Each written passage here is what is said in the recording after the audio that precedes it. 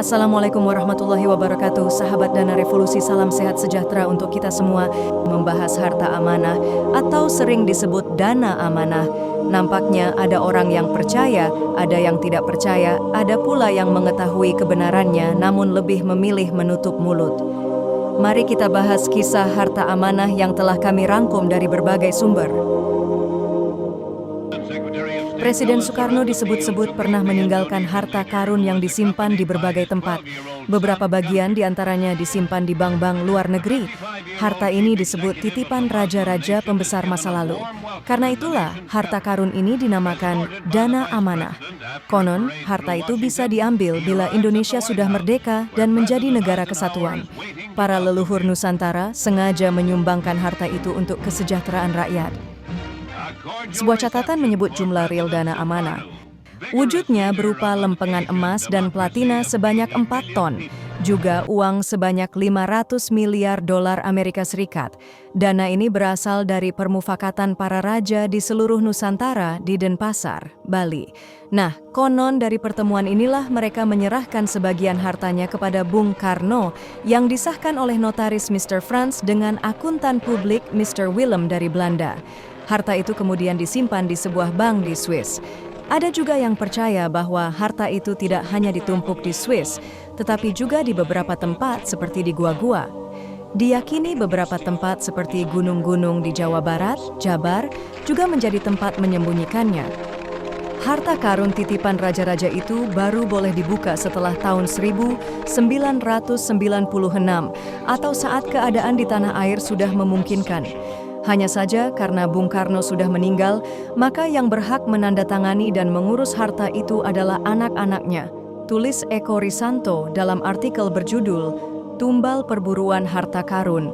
Penjaga harta amanat Soekarno disebut Pini Sepuh yang terdiri dari 45 orang di barisan paling luar dan lapisan yang lebih dalam lagi berjumlah 17 orang.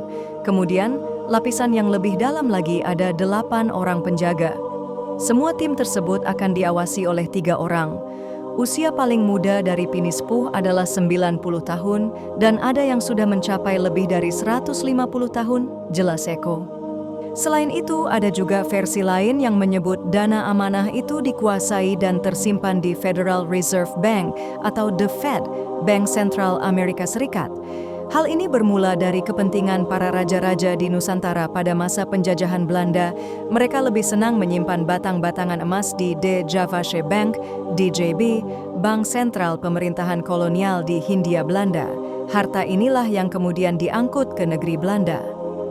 Setelah Nazi Jerman menguasai Belanda, harta ini diangkut ke Jerman. Namun setelah Nazi kalah dalam Perang Dunia Kedua, maka harta tersebut dibawa ke Amerika Serikat dan antara lain dijadikan modal untuk mendirikan The Fed. Mendengar kabar buruk tersebut, konon Presiden Soekarno melakukan perundingan dengan para petinggi Amerika Serikat dan Eropa. Alhasil Bung Karno berhasil mendapatkan pengakuan bahwa harta itu memang berasal dari Indonesia. Kesepakatan itu dinamai Hilton Agreement yang ditandatangani pada 1963 di Jenewa, Swiss. Hanya Bung Karno yang dapat mencairkan harta tersebut, tulis Safari ANS dalam Harta Amanah Soekarno. Keyakinan bahwa kerajaan-kerajaan Nusantara meninggalkan harta karun dalam jumlah yang besar memang muncul sejak lama. Bahkan, bukan hanya orang awam yang meyakininya, ada juga pejabat yang mempercayainya. Pada masa pemerintahan Presiden Megawati Soekarno Putri, misalnya, Menteri Agama Said Agil Husin Al-Munawar menyuruh sejumlah orang melakukan penggalian di situs Batu Tulis, Bogor, demi mendapatkan harta tersebut. Namun penggalian atas perintah Said mengundang polemik. Sang menteri kemudian dihujat lantaran memimpikan benda pusaka yang tak masuk di akal sehat. Beberapa hari sebelumnya, kepada pers dia mengaku berniat menggali pusaka yang dia yakini tak ternilai harganya. Tentunya bentuknya tak jelas betul. Ada yang bilang berupa lantakan emas, seabrek perhiasan tinggalan Prabu Siliwangi. Akan tetapi, Said enggan menyebut wujudnya seperti apa karena sifatnya yang gaib sehingga harus serba dirahasiakan. Namun sudah bisa ditebak, penggalian ini gagal. Said berdalih, ada 4 di antara para penggali itu yang hatinya tidak ikhlas. Mereka, kata Said, bicara tentang pembagian rezeki kalau pusaka ditemukan sehingga harta karun berupa emas itu menghilang. Usut punya usut, obsesi Said ini dipendam selama 13 tahun. Ketika itu, dirinya bertemu dengan seorang yang mengabarkan tentang harta yang tersimpan di batu tulis. Said lantas mencoba bertemu dengan para kiai untuk mengkonfirmasi hal ini. Dari hasil teropong para kiai, kata Said, harta itu memang ada. Kemudian pelan tetapi pasti, Said lantas getol melobi Presiden Megawati. Konon, Megawati tidak menanggapi, akan tetapi rupanya sesuai dengan keyakinan agamanya. Said menganggap diamnya seorang perempuan adalah isyarat setuju. Tetapi Said memang apes, kesalahan ini menyangkut Presiden Megawati. Hal ini jelas fatal. Karena namanya dicatut, Presiden Mega jelas marah besar dalam sebuah pertemuan yang berlangsung selama 1 jam dengan Said. Sepulang dari ruangan presiden, Pak Said wajahnya muram, jauh dari biasanya yang murah senyum, kata seorang menteri koleganya yang disadur dari buku Melacak Dana Revolusi. Pengakuan para saksi dan pemburu harta karun Soekarno, karya Taufik Adi Susilo. Perburuan yang dilakukan tokoh seperti Said itu termasuk terbuka karena pelaksanaannya diketahui oleh publik. Padahal perburuan yang dilakukan sembunyi-sembunyi justru lebih banyak. Orientasi perburuan bukan hanya pada harta peninggalan Bung Karno, melainkan juga peninggalan kerajaan-kerajaan yang pernah ada di Nusantara.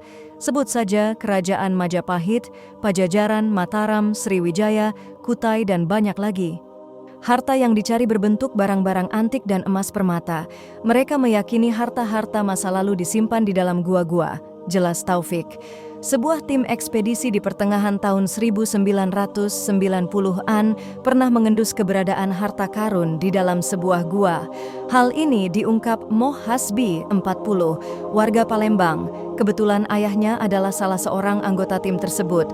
Ketika itu, tim yang berjumlah 5 orang sudah menemukan sebuah gua di tengah belantara. Di salah satu ruang dalam gua itu, ditemukan sebuah ranjang tertutup kain sutra. Di atasnya terdapat setumpuk perhiasan aneka rupa, ada emas, intan, berlian, serta seperangkat benda-benda pusaka. Namun harta itu tak secuil pun boleh dibawa pulang. Larangan itu didasarkan pada sebuah suara gaib ketika mereka berada di mulut gua. Suara itu bersedia memandu mereka menuju tempat tumpukan harta dengan syarat tidak mengusiknya, apalagi membawanya pulang. Setelah diperlihatkan keberadaan tumpukan harta itu, mereka berlima bergegas meninggalkan gua. Namun, entah apa yang terjadi sampai di luar gua, jumlah mereka tinggal 4 orang. Salah seorang anggota tim ternyata diam-diam telah lancang mengambil salah satu benda berharga di tempat itu, dan orang itu langsung hilang dari pandangan, tutur Hasbi. Mengendus dan melacak dana amanah ternyata bukan perkara mudah.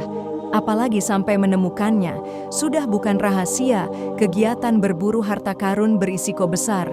Selain nyawa jadi taruhannya, harta benda juga bisa ludes. Pada 2003, penipuan terjadi di Yogyakarta yang menjadi korban adalah seorang sultan dari kerajaan Zulu di Filipina, Sultan Maulana Jamilul Kiram III, dan seorang warga Brunei yang sudah mengeluarkan uang puluhan juta. Mereka tertipu mentah-mentah oleh kelompok Suparman asal Klaten. Mereka dijanjikan akan mendapatkan warisan 10 ton emas lengkap dengan surat-suratnya. Namun, semua itu palsu. Selain harta dan nyawa, jabatan dan kedudukan pun bisa menjadi tumbal.